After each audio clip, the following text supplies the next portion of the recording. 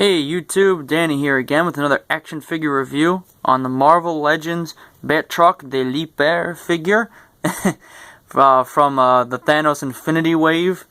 And I think he's a pretty freaking cool character. I mean, definitely one of your D-list, maybe if you push it C-list villains, but as a figure, he's freaking awesome because the articulation on this guy really goes to the character, and the he's just such like a flexible gymnastic character that every panel you always see him in the comics, he's always flipping and twisting and jumping, and it can definitely be replicated in the figure, which I think looks really cool once you get it on the shelf.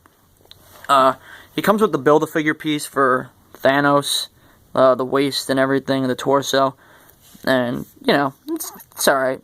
Cool little detail in the belt and on the little plastic rubbery piece on it, and this back part's actually kind of cool because if you look up into here, it runs all the way up this back sculpted area. So I don't know, I think it's kind of cool when they don't skip out like that and they give you the whole thing.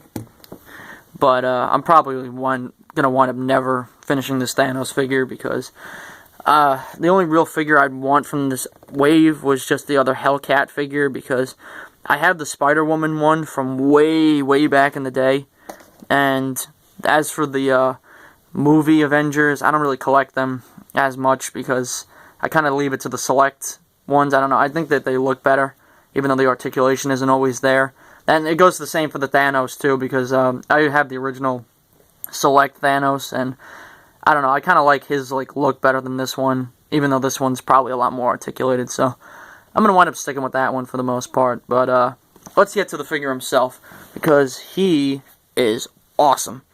The articulation on him, like I said, again and again, is really great. I mean, how far up he looks with the head and how far down he looks just looks great.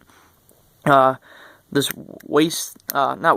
chest piece really goes pretty decently far back and pretty close forward, so you can really get those looking down positions.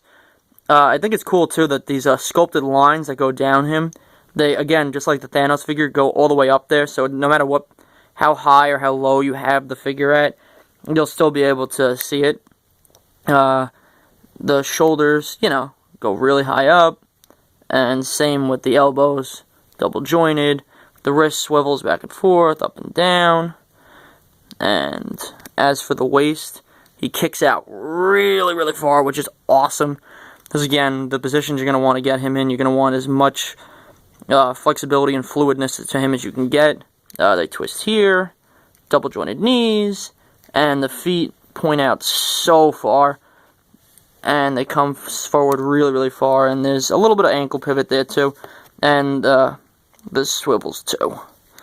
Alright, and as for the back, he's pretty basic in the back. It is awesome though, because he does have the peg hole, which I'm going to show in a little bit, and it fits so perfectly with the Marvel Legends. Some of the holes that they put on the newer figures, the old display stands, they can be a little loose on them, and they can slide right off and stuff, but as for Batrok, he stands perfectly on them and doesn't slide off or anything. So actually I'm going to wind up grabbing that right now, and then we can show all the cool positions we can get him into. Alright, and here we go with him on the flight stand, and I just think that looks so freaking cool. I mean, look at that. I mean, not that it's the best position to begin with, I just did this in 2 seconds, but just the fact you can get it looking as pretty decently cool as that. I mean, look at that foot pivot. I mean, it just looks so cool. And, even if you bring him up, in, a sense of bringing him up to, the top of the building and stuff like that, I don't even know if this is going to stay. But yeah, that looks pretty cool when you have him on top of the building like that, in that fighting position and everything. And I don't know. I just think he's a really cool figure. And a definite pickup. If you just, for the pure posability of the figure. So, I would definitely rate him a solid A+ as a figure. And I think that if you really want to have a good time and kill a lot of time, posing him around with Captain America and put him in a Masters of Evil display, I think you can get a lot of cool stuff out of him.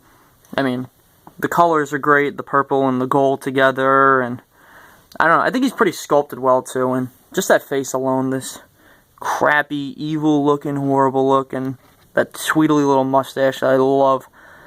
I don't know, I would definitely say grab him if you can. He's kind of cheap right now. I know Toys R Us, that's just actually how I just picked him up. I got him for $14.99, which, you know, is about $7 cheaper than they normally are going for. So if it's ever a time that you were going to get him, because he might not be your favorite character, I think this might be the perfect time to pick him up, because he is a lot of fun to mess around with once you have him.